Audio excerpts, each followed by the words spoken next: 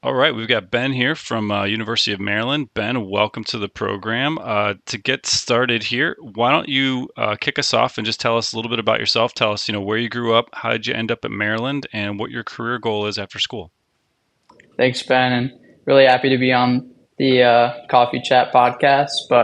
So I'm Ben. I'm from Westchester County, New York, which is the county right above New York City.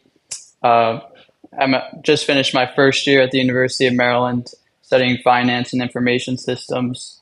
And the goal for after college is to land, or during college is to land a junior summer internship and then convert that with a return offer to full time.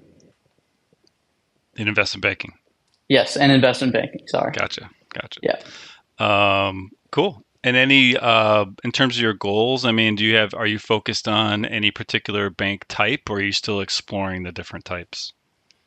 I'm not going to limit myself. I think a lot of people have said to cast a wide net, and I definitely agree with that when just applying. But I think Elite Boutique definitely stands out with the roles and responsibilities that you're able to get compared to more of like a bulge bracket. And most like some of the founders are still active at these banks and have great influence in the culture. And I mean, I don't want like a typical like Wall Street culture where like things are thrown at me. I want like critical feedback, and I feel like you definitely get that at Elite Boutique.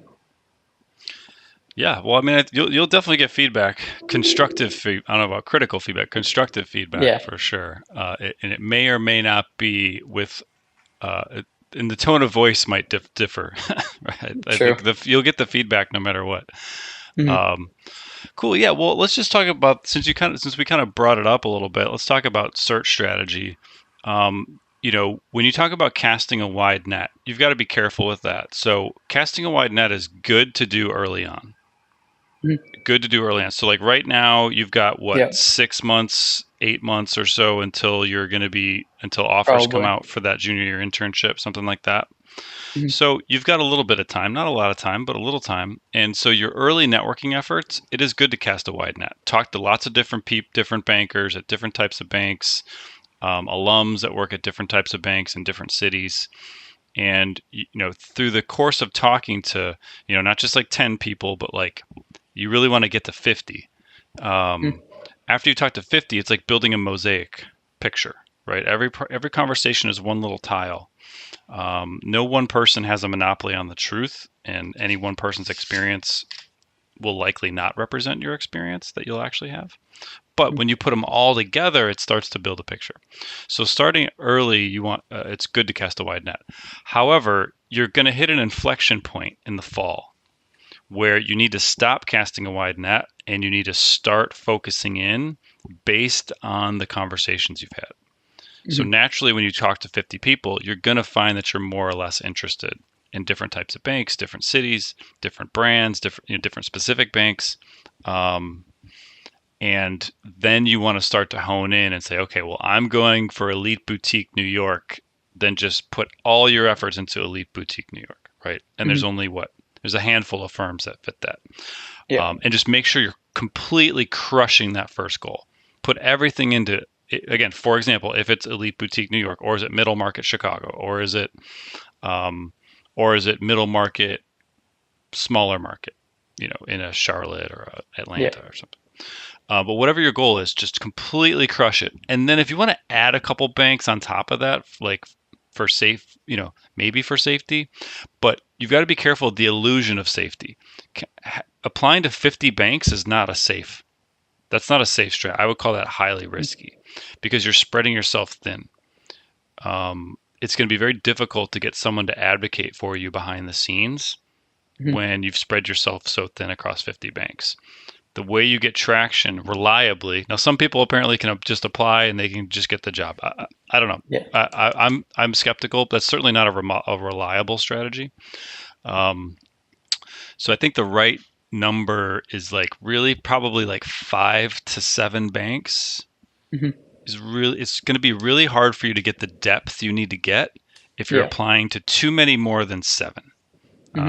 Again, it doesn't mean you don't click the apply button. Fine, but like if you really want to get yourself a 70, 80, 90% chance of getting an interview and then getting an offer, you've got to reduce a little bit. So I did want to kind of talk about that since you had mentioned it. But Makes today, sense. wide net. But once you get into the fall, you've got to start to hone into those Hmm. 5 to 7 banks. That makes sense. And just sort of following up on that, and like when you're focusing on those 5 to 7, is there not like a targeted number of people, but like a like a recommendation of how many total people, whether that be like this amount of juniors, this amount of seniors, and to like For give networking, yourself the backing to get the interview? I mean, at the end of the day, to get the interview, you've got to come on the radar of whatever banker is leading recruiting for Mm, the group you're assigned to, yep. right? Meaning, like, I was the head of recruiting at Baird for Kellogg, the MBA Mm, program only. And so if you wanted to get an interview, like you had to come up on my radar. If you didn't, you weren't getting an interview. mm, It was really that simple. And so it's about knowing who that person is at the bank and then making sure you get in yep. touch with them. Mm, Um, but you have to start. But what you're talking about, you have to start by laddering kind of into that. And mm, you're going to need to talk to 10 people at the bank before, or maybe 5 to 10 people before you actually are going to know who that is. But when you mm, get that name, you got to write it down. Oh, okay, now I know who's doing recruiting. So if you're not a core school or not a target school of that particular yep. bank, then you're going to be in the non-target school Mm, recruiting bucket, mm, which is going to be again led by a particular banker, and they'll usually have an HR person who's also helping as well. But it's really about getting on the radar of that particular banker. And ideally, what's happening is you have 5 conversations with someone at you know which bank is on your mind right now, so we can use a real example. I mean, Maryland has a few people at Guggenheim, and I did Guggenheim. the Okay. Guggenheim freshman So let's day just on say the so job. Guggenheim. So that, So you once you talk to 5 different people who have worked at Guggenheim or who currently work at Guggenheim, then the real thing you're trying to do is have someone hit forward on your resume to that banker in charge of recruiting, saying, "Hey, mhm, check out this guy Ben. I had a really good call with him. He's really sharp." mhm, That's it. Like that's what you're trying to yep, make happen, and you need to talk to enough people and make enough positive impressions until that happens. yep. Um, Just so that, curious. I yeah. mean, with your background, like, how were you chosen from the Kellogg, and how might like someone get chosen to handle all the non-targets and like internally for the bank? How would someone get chosen?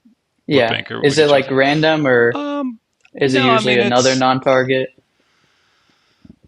well, I mean for a target school, it's pretty easy. You're gonna grab an alum of that school. Usually, it's going to be Yep. somebody who it's not going to be a brand new analyst. I think they Hmm. picked me just because I was in the Army for 10 years and then I went to MBA, um, and so I was a little bit more seasoned, so I was an easier pick.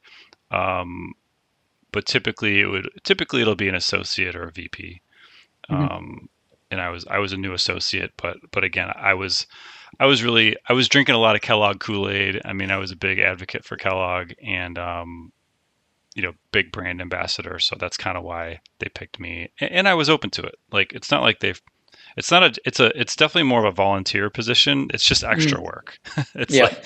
it's pure On extra top of work. the job. You have a you have like 2 full-time jobs of being a banker because doing that 80 90 hours a Hmm. week, and then you've got and then the recruiting stuff is secondary and it's just Hmm. additive work. So not everybody wants it. If you didn't want it, then you know someone else needs to take it because it does take some effort. But Hmm. so they need to be an alum of that core school if you're assigned to a core school. If you're not a non-core school, then you're just going to have come from a non-core school. It's a little harder because you're going to get more applications, and they might actually have maybe 2 or 3 people Yep. co-lead just to kind of spread some of the work around if they are getting that many if they're getting a Hmm. large number of applications, and it just takes more work to go through it. Hmm. That Um, makes but sense. I And would say don't worry too much about how people get yeah. assigned to that. Just Hmm. know that they do get assigned, and know that you need to know who that Yeah. is, and you have to Hmm. come up on their radar. Yep. Um, And on the radar point, is it important to have your resume? I mean, it's probably equally important to have your resume in front of them as if you're able to somehow get on the phone with them if someone's able to connect you with them. or is there maybe a little bit imbalance if you No, can you, get I on the mean, you want to phone? reach out. That's going to be later on in the process, but I would say about at least 2 months, 2 to 3 months before you would interview, you want to try and Hmm. be on their radar. 2 months for 30 days Yep. for sure. Ideally 60 days. 90 days might be a little too soon. They might not be thinking about it, but Hmm. they're usually gathering resumes. I mean, they have a folder in their email for that recruiting cycle, and they'll file stuff in there when it comes Yep. across their desk.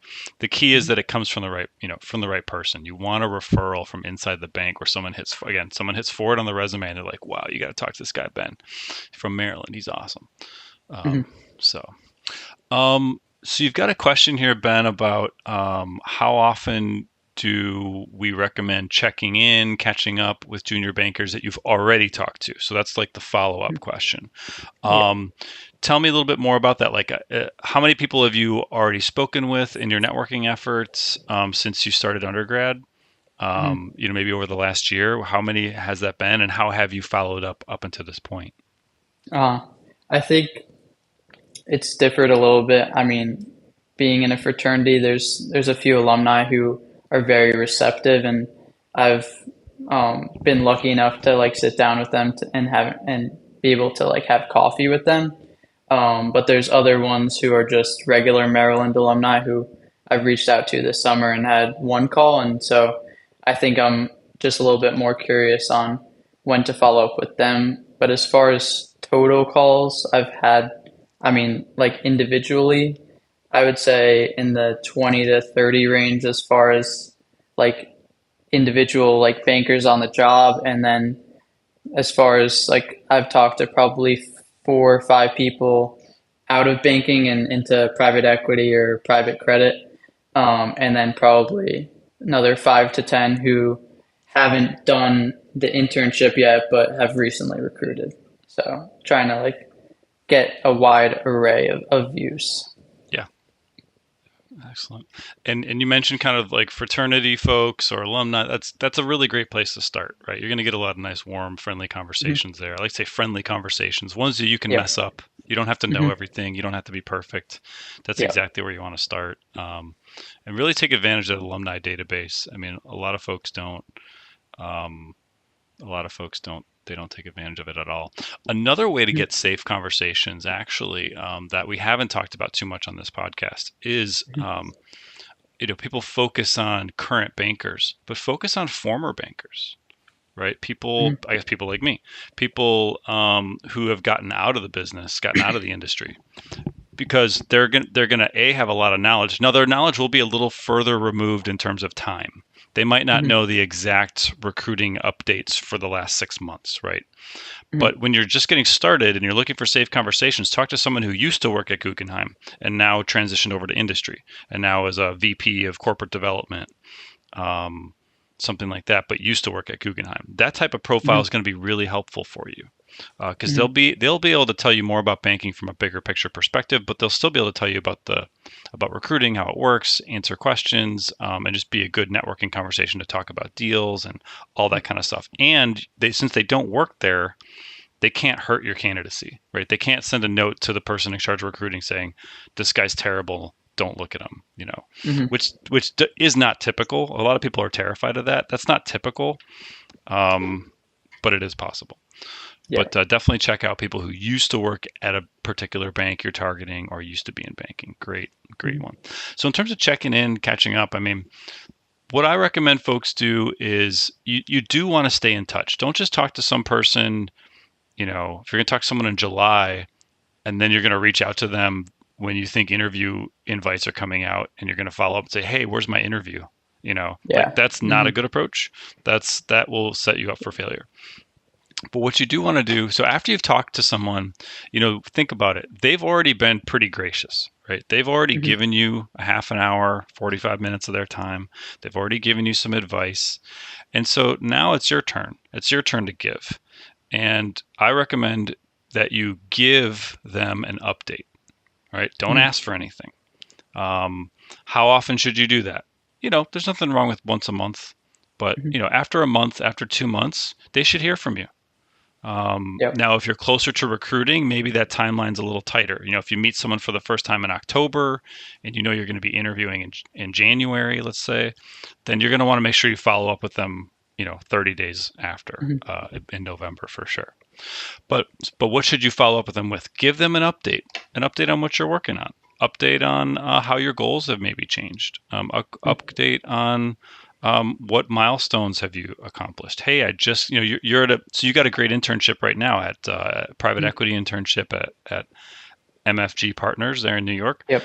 Hmm. Um, that's awesome, right? That's a great thing to give someone an update on. So when your internship is over, send an Hmm. update to everyone. And you could even, I do recommend you send it out email by email, like one at a Yeah. time. Don't send a mass blast, but you Hmm. don't have to really change the email that much. It says, hey, so and so, it was really great to connect with you in May or whenever you talked. Just as a quick update, I've finished my summer internship at MFG Partners. I got to work on a really cool project that was, talk about one little project you got to work on. I'm Hmm. excited, to stay in touch as I go through the banking recruiting process. That's it. Yep. And you notice how you gave them something. You gave them an Hmm. update. You said thank you for the time. You reminded them, ideally, maybe even remind them of something you talked about. I really appreciate your advice on this.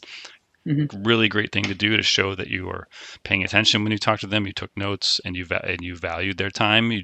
You got value from their time. That makes people feel really good. Hmm. Nobody wants their time to be wasted, and Yep. if they spent time with you and it's not clear that you got value out of it, that's frustrating for the banker. So Makes sense. So to directly answer your question, though, give them an update after a month or so. And after you've given them one, two, or three updates over the course of a few months, then you Hmm. can ask again. And a lot of people want to know, when should you do that second conversation? Hmm. Um, the second conversation might not ever happen, and that's okay. Or it could come as a particular reason, meaning like you have a specific question or a specific topic to talk about that is highly relevant and unique to that individual. So it's not Hmm. something you're going to do automatically. It's something you're going to do on a case by case basis. Like, for Yep. example, maybe you talk to a vice president. Like, here, I'll give you an example of what I did. Like, I was talking to a vice president at Baird. We had a really good conversation. And then when I got notified of that I was going to be interviewing, then I reached out to one or two bankers just as like a final check-in and like a Hmm. prep, like, hey, what is can I ask you a couple questions about the process and Hmm. kind of what to expect and that sort of thing. And they're not going to give you the answers. They're not going to give you the questions that'll be asked in the interview, but and that wouldn't be appropriate to ask someone who's actually going to be interviewing you, kind of what you should do Yep. to Of prepare. course. But I'm saying, but you can go back to an old conversation you had at Baird.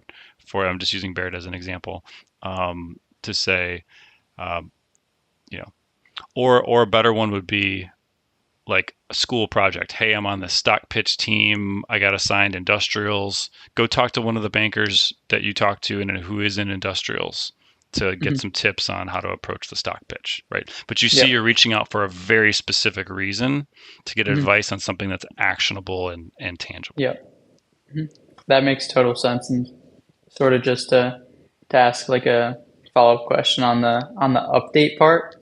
I mean, should you? I'm assuming you shouldn't expect like a response on that update from the banker saying like, "Oh, that's cool," and just sort of assuming like they've read it, or should Yeah, you like follow up with them, or just assume like they got it? just assume they got it. Most people are not going to respond to an email like that. Some people will be like, "Hey, sounds great, Ben. Good luck." Hmm. They might say something like that, or probably 50-50, but I wouldn't worry about it. They're going to see Yeah. the email. It's going to hit their eyeballs. Um, keep it short so they actually read Yep. it, and Hmm. you're good. You're good. Yeah.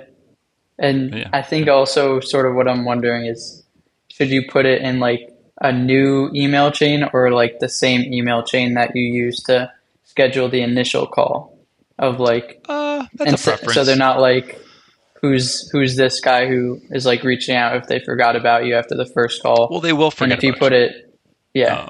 They will forget about you. That's why the first thing you say is, "Hey, I really appreciate your time when we spoke in May, and you told me Hmm. about Okay. the, you know, Hmm. whatever, this deal, what we talked about." Yep. Like mention, go back to your notes and mention something you talked about. That's how you trigger them to remember you, Hmm. because they won't remember you. Um, Yep. so that's why you always got to start with that. I would say, I would probably, I would probably start with a new email. I would probably start a Hmm. new email, new subject line. Um, you know, put something, make it something about the update that you're sending. Again, keep it short, keep it sweet. But you do have to refer back because, like, think about it. If you're going to reply to something in the old chain, like, your assumption is that they're actually going to read it. They're actually going to Yep. go, are they really going to go down into the third, fourth email down in this chain? Like, no, Hmm. come on. Like, don't make them Yep. do that. Why would they do Hmm. that? That doesn't make any sense. So I would say start a new email, new subject line, nice and clean. Um, Hmm. with and it's also easier to look at.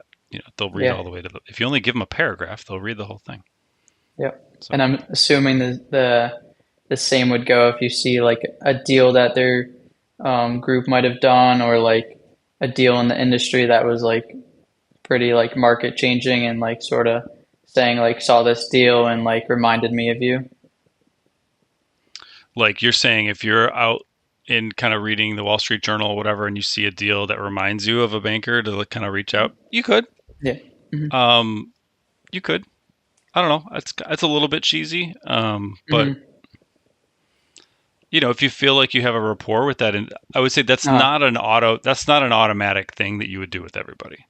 yeah. I would say if you had a particular Depends. rapport, if you had a unique conversation, and then you came across an article or something that was very unique and relevant, sure, Hmm. share it. But Yeah. just know that if you have 50 conversations, you might only do that for one or two people. Yeah. That's I think it definitely depends if you like talk about like maybe a specific company they cover and you see something in the news, like a headline that that company just did, and they're maybe that like helps them or something. maybe. I would say the way, I don't know. I think I would say no. Like, if something bad Mhm. happens, don't bring it up. So Yeah, of course. no, be careful, because you just don't know you know, the way things are reported in the media. I mean, the media, they misrepresent severely and sometimes outright lie. But what is portrayed in an article versus what's actually happening on the ground is usually a Hmm. pretty stark contrast. And Yeah. so your banker's a person who's more on the ground, if they're really working on a deal or something fell apart or a company did had a good year or whatever. Hmm. And so I don't know. So generally I would kind of steer away from that. But where it is okay is if a congratulations is in order. Yeah. Those are the ones you want to find and lean into. So if they close a deal's announced, Hmm. congratulate them on the closed deal. That's a huge win. Every time a banker closes a Yeah. deal, that means they got paid. They don't get paid until the deal closes. So a lot of people, Yep. for the most part, maybe there's a retainer or something, but Hmm. typically, the banks don't get paid until they close. So like a congratulations is always in order because you just know it Yep. took a lot of work for them to get there. And that's showing sensitivity and a little bit of intelligence because it's common in the industry, for your friends to reach out to you if they see that you're on a deal and say congrats. So like that's where I would focus on, like, good news, something where you would send a congrats. Hmm. That makes total sense. Thanks. Um, yeah. But a good thing to keep an eye on. And you can even go I mean, take. I'll just use Baird as an example. On their website, they list all the deals that they've closed and the bankers on it. So you can Hmm. actually go see before you talk to a banker. You might ought to check that and Hmm. look on the website. Not all companies. Every company does it differently. Yep. Um, but you know, you can actually give them a real congrats. Hey, I saw you close that, Milwaukee tool deal 3 months ago. That was really Hmm. cool. I was reading about that. Congratulations. Even if it's 3 months Yep. old. Now, if it's three Hmm. years old, probably congrats is a little too long. Hmm. But there's nothing wrong with saying, hey, I saw you were on this deal. Um, what was that like? Or asking about it or saying a congrats. So, Yep. cool. Okay. Well, I think we got some good stuff there. So you mentioned about boutique internships. So that would be, you said sophomore, fall, and spring. So tell me a little bit about that. Like, you're looking for a recommendation around, should you get some experience while you're in school, like in a part-time internship? Is that what you're asking about? Yeah, I mean, the people that I've talked to who've gone through recruiting at Maryland have most of them have done like part-time remote internships, whether that be at like a small boutique bank or boutique private equity shop, and have used that to sort of like bolster their resume when it comes down to you putting it down when you Yeah. apply. I think, I mean, those are nice to have. I wouldn't say, I would say it's a nice to have, not a need to have. Hmm. Showing you have a strong summer internship is going to count for a lot more. Oh, They want to see full time. yeah, Working part time, 5, 10 hours a week. I mean, it's neat, but it's just, yeah. it doesn't carry weight because of the time. Hmm. They can sort of read through it that like, oh, this kid was in school and like did this, like Yeah, and it's, he again, was like, it shows effort. It shows diligence. I mean, it shows action orientation. You want to get out there and get experience. I mean, it shows positive things. Don't get me mhm, wrong. So, so if you do have time to do it, go for it. But I would say, but when you're in the recruiting, I mean, recruiting is a job in itself. And yeah, if doing a separate internship, I would just be careful with it, because if that's going to take up time and you're trying to, make good on deliverables and do that kind of stuff, and you're doing that instead of networking or instead of interview prep, you've got to be careful with that. But I would say a good time to do it would be after you got the offer, or after the mhm, interview process and everything is done. You got your junior year offer. That's a great time then to go do that, one of those part-time roles, because you're not recruiting anymore, yeah, and you've got a lot more time in your day. So, but what you're doing it for, you're not doing it for resume points, to make your mhm, resume look cool. You're doing it to actually get some experience and build some skills, yep. you know, Oh yeah, and you want to so, sort which is of a like come longer onto term the effort. job and like not be like the one person that doesn't know something or like try and like stand out when it comes to the return offer maybe. Like if you know Yeah. something because you did like a junior spring like right before you started like an internship or whatever. Which I agree with, but I'll still tell you that your summer, because you did a private credit internship last year, a year ago, and you're doing another internship this year. Hmm. Those are everything. I mean, because again, you're full time, boots on the ground, Yep. you're on site. Um, that's the experience that you want to communicate that you have, and How you're gonna get so much more value out of it. Just count up the hours, right? If you're working mhm, 60 hours a week for 10 weeks, it's 600 hours, 600 hours of experience. How many? But if you're only working 10, 5 hours a week, you'd have mhm, to work for 2 years to get that, right? yeah. So, you know, that's it. Really just comes down to the time and effort spent. Being like in person these 2 years has like allowed me like a lot of FaceTime, but like how can I like demonstrate that in like an interview setting that I mean other people might have done like remote things where it's not really like I mean it's still an internship but like not the same as like boots on the ground as you said and like in person. So how would you recommend I try and like leverage that to use in like a interview setting? I mean like obviously you're not like saying on the resume like oh I was remote or oh I was like on site, but I mean You because probably should. uh Oh, excuse me. I mean, on LinkedIn, like it gives you that option to show if it's remote or it's yep. on site. Hmm. I recommend just being transparent about it. There's nothing Hmm. wrong with having a remote internship. It's not bad. No. It's not negative. It's just not as positive. It on site. On-site PE internship where you're grinding and working on lots of projects. That's a 5 out of 5 in terms of Hmm. experience when you're an undergrad. Like it's 5 out of 5. It's awesome. I guess Yeah. maybe it's 4.5 out of 5 if maybe an investment banking internship might be slightly better. But again, it's fantastic. Whereas if that was a part-time remote, it's just a 3 out of 5. It's not as good. It's Hmm. still 3 points, right? It's kind Yeah. of a way to look at it. But how to, I think at the end of the day, though, to answer your question, how do you position that?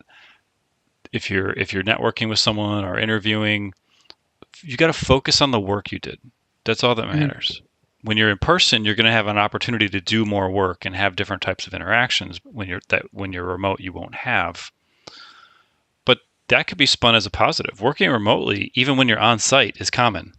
Okay, Yep. so deal teams like, and because I worked in consulting and in banking, and I'll tell you, consulting is even more like this. But there's many times where the other members of your deal team are not located with you. So I'm Mhm. sitting in the Chicago office in the bullpen with a bunch of other bankers, but my deal team is a VP in Milwaukee and a managing director in Atlanta, Mhm. and maybe the analyst is with me or something, Yep. and so you're in effect working remotely with this remote team, even though you're sitting Mhm. on site, right? So Yep. just the fact of working remotely is a good thing, and show that you have skills. I can coordinate, I can communicate, I can collaborate when I am remote. Also, as you move up the ranks in banking, as you're there for probably not, maybe less in your first year, but definitely in your second year, you'll be traveling. You'll go to the client site. And when you're traveling, you're working remote. Your other deals Yep. are still going. People still Mhm. need you to do stuff, but you're sitting at the client. And so again, you're going to be working remotely in that. So I'm giving you examples of how your remote work is still highly relevant, even in an on-site role. Mhm. So focus on the projects that you worked on. Focus on how you took notes, how you pushed a project forward, how you listened. All those things you can do remotely to demonstrate that you're a quality worker, a Mhm. quality candidate. Great. It's helpful. Thank you. Yeah. Um, so, so yeah. So go check those out. But kind of back to the internships, though. It's nice if you can get one during the school year. But number one, prioritize recruiting and prioritize summer internships because they're full time, boots on the Mhm. ground, and you can just get a ton of hours of experience with one job. Yep. Um, Definitely seeing that here. um, so, but after that, it's kind of a personal choice. So, okay. So, you asked a question too about how do you get your resume to stand out in a pile of 50 plus, because if you're a non-target school, right? And so, you know that the non-target recruiting team is going to be looking at potentially a lot more resumes. How do you get it stand out? I mean, the real answer to that question, how do you get your resume to stand out in a pile of 50, is that you don't. Your resume won't stand out. It's going to look like all the others, um, and that's good. You don't want it to be bedazzled, and you don't want to use pink paper or something crazy. You want yours to Mhm. look like, you want it to fall in line and look like all the others, because a resume, I mean, a resume is an advertising document that's yours. So it's your flyer, if you will, Mhm. to hire you. You're selling, right? This is a sales process. You are selling your labor, your services to a buyer, and that's your sales advertisement. Um, but the way to get it to stand out has nothing to do with the resume. The way to get it to stand out is you have great conversations and they remember you, and then they hit forward on your resume over to the person in charge of recruiting, Mhm. over to the banker in charge of recruiting. Say, hey, put this guy Ben on the radar. Great guy. I just talked to him. So that's how you get your resume to stand out. The only way. So your resume will never stand out on its own, and that's a good thing. You don't want it to stand out on its own because that's probably going to Yep. stand out for the wrong reasons. Mhm. So, you know, again, these are reliable methods. If you talk to someone, make a positive impression. Now, don't ask them to send your resume over. They know the drill. You don't have to ask. That's obvious. Like Mhm. everyone knows how recruiting works. Every banker knows how they got recruited, right? They went through the Yeah. process. So there's no mystery as to why you're reaching out or what you're looking for. So just don't talk about it. You don't have to talk about it or ask about it. They'll just tell you like, hey, forward me hey, change, whatever, forward me your resume and I'll send it over to so and so. They'll just tell you that. But I don't know. What do you think? I mean, I guess what have you seen? How have you gotten your resume to stand out at all? Has anyone have you have you for the let me ask for the internships. How did you get your two internships, your private credit and your current PE internship? So I can sort of the current one that I'm doing is really easy to explain that.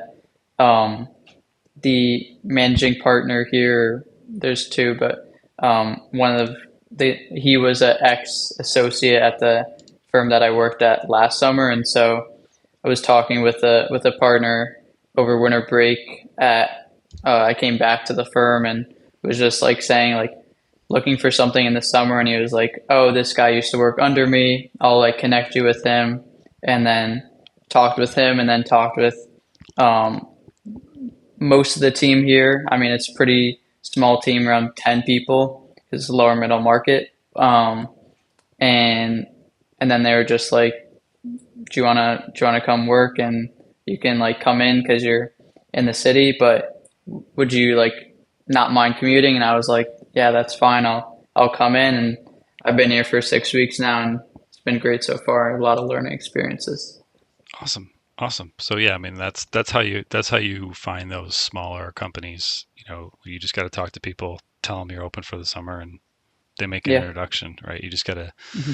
The question is not how it happens. The question is more like how many people do I need to talk about to make that happen, Hmm. right? True. So it And sounds like I was you got some lucky. good contacts. Yeah. Um, no, that's good stuff. No, So yeah, definitely. but that's exactly how Great you get people yours. helping me out Yeah. along the way. Well, we can't I do it mean, by that's, ourselves. yep. No one, no, I mean, we're all standing on the shoulders of giants, and it's Hmm. important to recognize that. Um, Yep. one of the things you said before is being worried about looking like you don't know something. You mentioned something Hmm. about that, like being concerned. Oh, if I'm supposed to know something and I don't, I might look bad. Hmm. But the Yep. reality is the opposite. People don't get into trouble because they don't know something.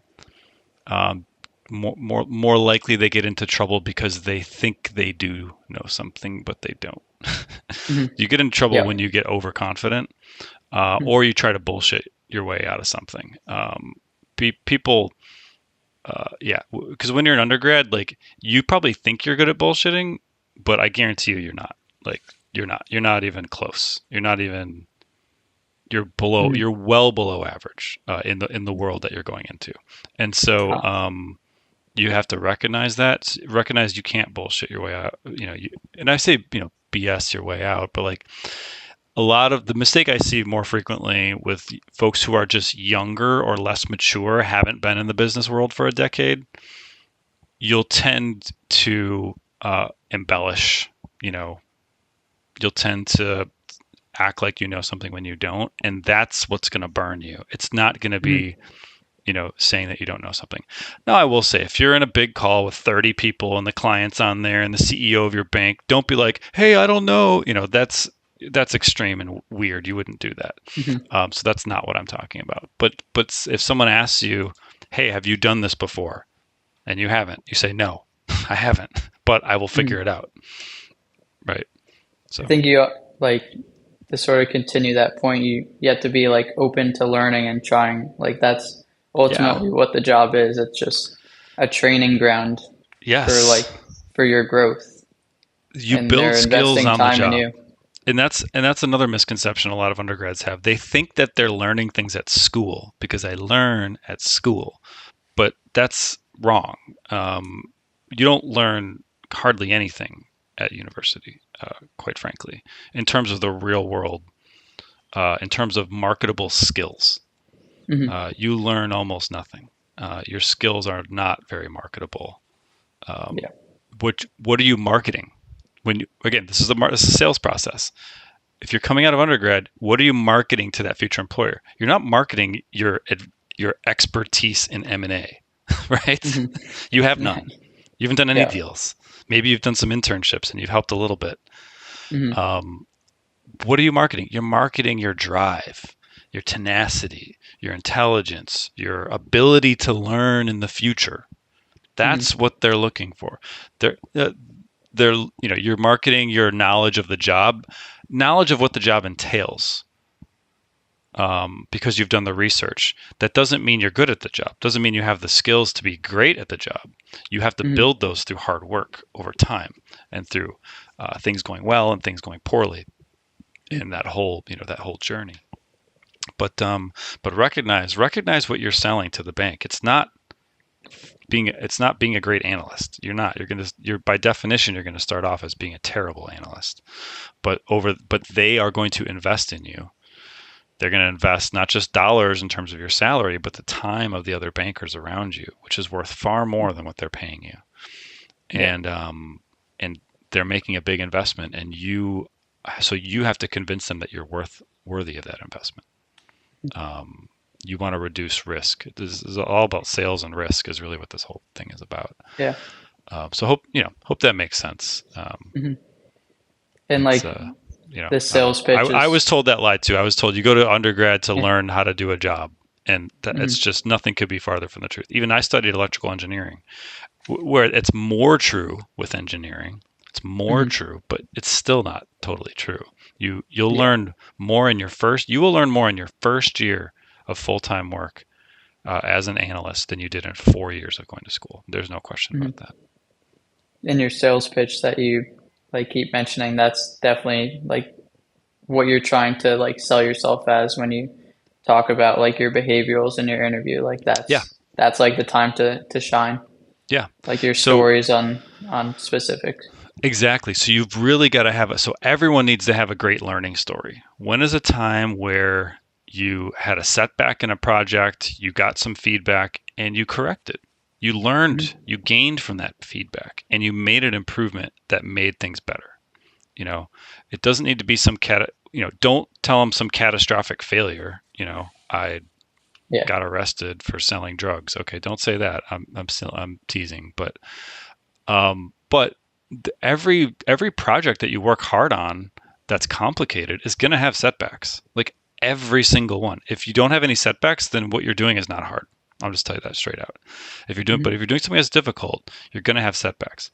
Um, and you want to be able to tell those stories from your internship experience, not from your school experience.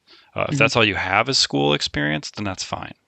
But you really want to think real hard this summer. What are the projects you're working on? When did you put a book together and you got comments back on it? You should expect comments back on it, but there's probably going to be comments that you'll read and you'll be like, oh, I knew that, I should have done that. Hmm.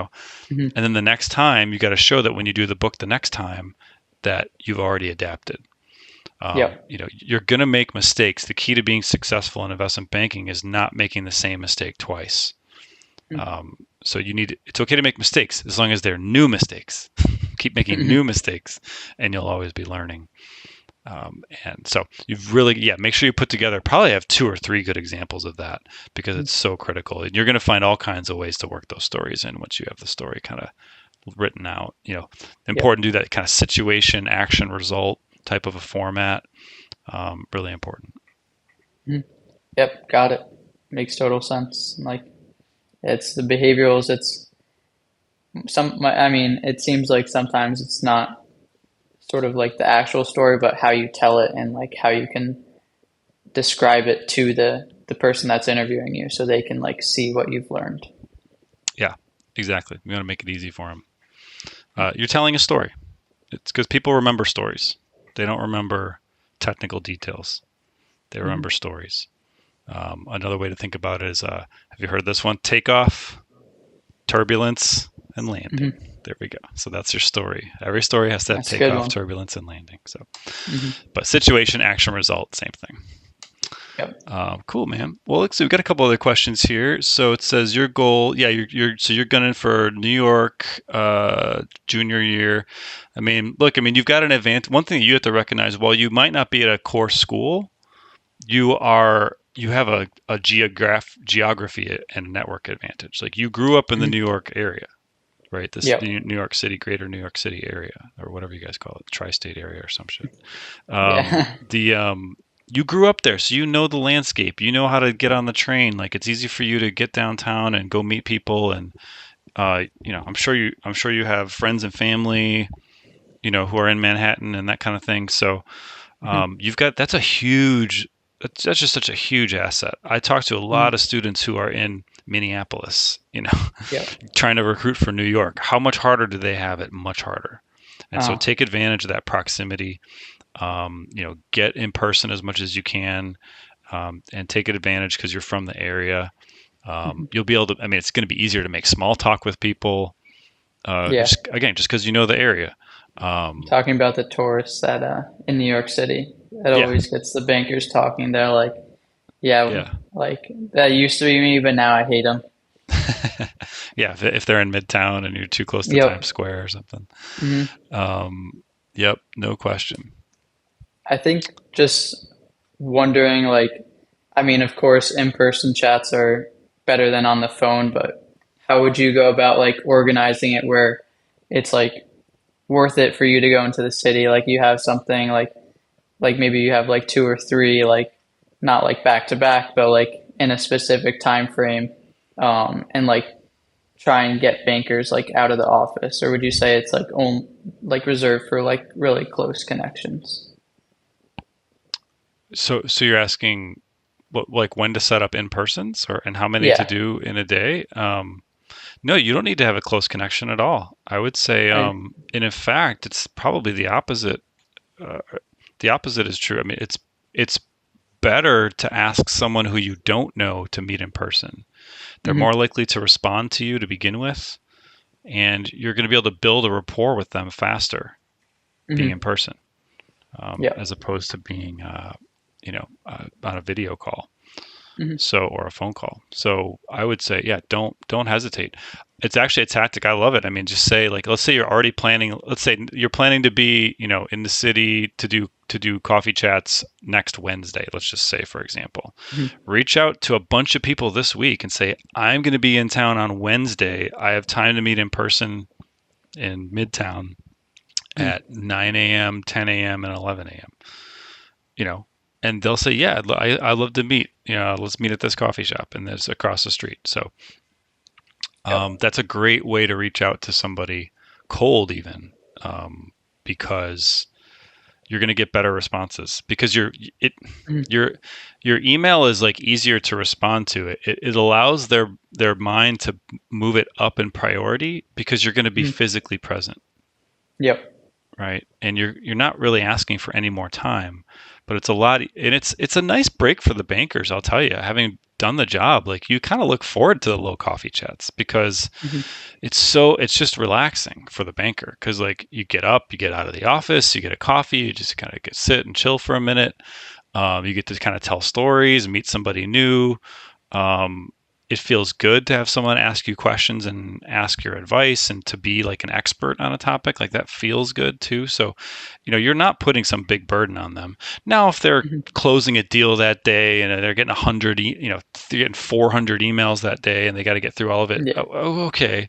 But they probably wouldn't have scheduled it or they'll probably cancel. Like you just don't worry about that. That's their problem, not your problem. Mhm. Um, don't overthink it. Get in person. You really So can. you shoot for like super cold people, and because I mean, it's a greater response rate versus like Maryland alumni. If I'm like in a program that might, if they like come back for like a program like I don't know, homecoming or whatnot, and are at like a in a program or club I'm in that is hosting something, or would you say try and reach out to Maryland alumni to have like the first like introductory chats? Yeah, well, we're talking about some different things here. I mean, Mhm. the broadly with networking, you want to start with safe and get to more risky conversations. So Yep. yeah, you got to get through that alumni networking, 100%. Um, so the question you're asking is more about where am I in my networking process? Am I very early on, where I'm Mhm. kind of casting a wide net?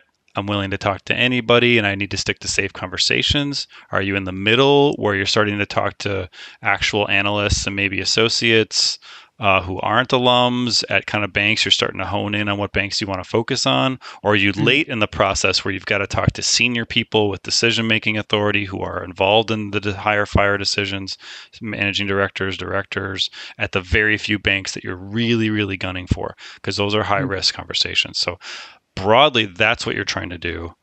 So the question about in person is about where are you in your process. If you're early on, like this summer, hey, Mhm. talk to some alums, talk to whoever's on your list, and use that as a tactic to get in front of them and get their time because you're going Yep. to be there in person. Again, but if you're, so it's more about where are you in your networking process than it is about, Hmm. I would only reach out in person to people I knew really well. Yeah. Oh, makes sense. So hopefully that helps. Yeah, that Um, definitely helps out. um, okay. Yeah. And we talked about the behavioral questions. So yeah, what else is any other concerns or, I um, think, I mean, of course, there's so many questions, but just trying to think. I mean, being like, I'm sort of assuming that you've probably been in like the interview room on the other side of like the table and oh actually yeah. interviewing a candidate, and Yep. would love to hear like what separates a good candidate from a bad candidate, or like not a bad candidate, but someone who might not get onto the next round. Well, that's an interesting question. I like how you said not a bad candidate. That's the first important point that people need to realize.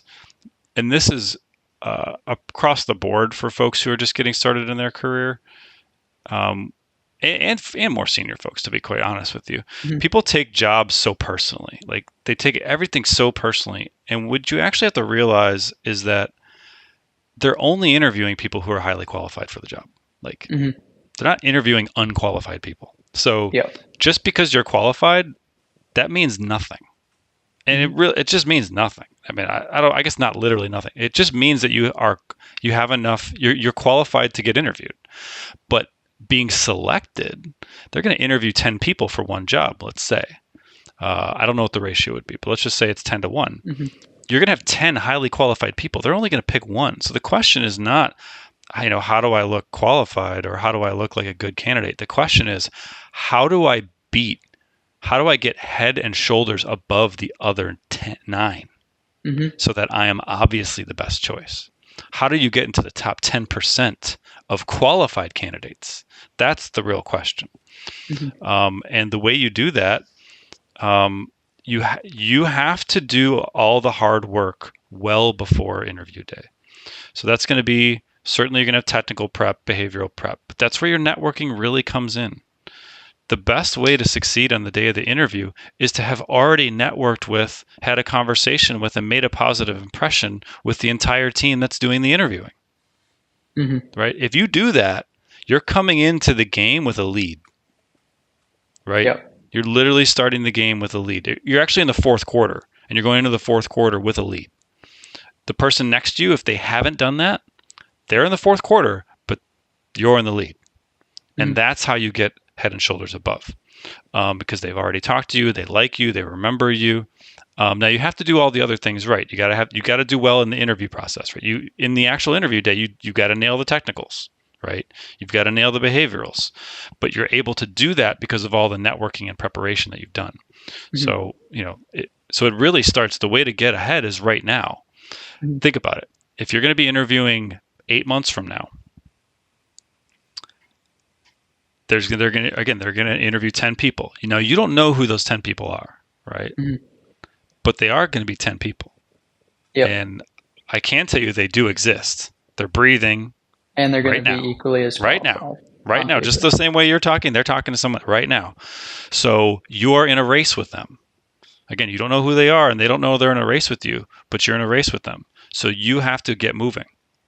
And every bit that you study, every time you rehearse, every networking call, you're moving, you're pushing the ball forward down the field and you're scoring points.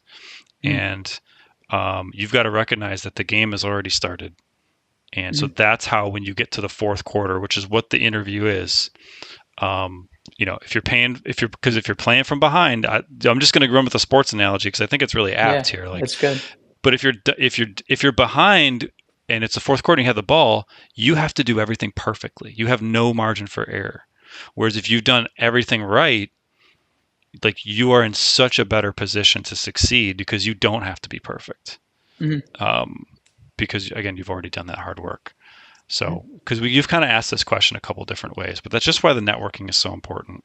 Yeah. When your real goal of the networking is exactly that, is when you get to the super day and you're doing these round robin, you're doing 5 interviews back to back, that you've already met most of your interviewers and they Hmm. already like you. Yep. That's how you get Just that 1 out of 10. just to throw out like a quick hypothetical, but Yeah. let's say you get like unlucky in your, I mean, because obviously you don't choose your interviewee or like who's interviewing you, but I mean, would you say it's like equally as important to like name drop people that they like might know if you've had like conversations with them and say like in like the like why, I don't know, like use Barrett as an example, like the why Barrett, say like, oh, I talked to David, I talked to Jimmy, I talked to this like on that team, and they gave me like really clear like details on why they love Barrett and sort of relates to me. It's a good question. I wouldn't rely on that. I would the way you've described it, I would avoid that. I Hmm. don't think when they ask why, because they're going to ask why Baird, and almost everybody will. Why this bank? Yeah. And there's nothing wrong with bringing up, oh, there's nothing wrong with bringing up a name of somebody, Hmm. but that's not the important part. The Yeah. fact that you talk to that person doesn't mean that much. What means more is what did you get from that conversation? Hmm. And so how how I would recommend framing it would be like, well, there's some, Baird is Baird's a great company. One thing that's unique about Baird is they call it the one P&L, meaning Hmm. that it's not as pure eat what you kill, kind of like feast and famine like a typical bulge bracket bank is, where Hmm. when that MD closes that deal, they get most of the money. Whereas at Baird, it's more one P&L, and so people are meaning like if you close, like you're going to get rewarded handsomely for that, but you also get rewarded for collaborating and helping Hmm. other people with their deals too. And so, again, that's a unique thing about Baird, for example. So, what I could say is, yes, you know what? I talked to this guy who was great. His name was Randy Yang, awesome guy in industrials. And Randy really he drove home the point with me of how unique Baird's one P&L approach is and how it Hmm. incentivizes collaboration. And I want to work for a company where people are collaborative and not competitive. Hmm. So you see there how I name dropped, but that wasn't the feature part of my statement. It was really Hmm. about, I just put some context into what was the moment, because tell a story, take someone to a moment, that moment that Randy mentioned, the one P&L, and how it had an impact on his career and a positive impact on his, experience. It really landed with me that that's what I want, and now that's an authentic answer, that's Hmm. unique, it's authentic, um, and it's memorable, but it didn't That's, rely on name dropping, right? It was about the yeah. story. Mhm.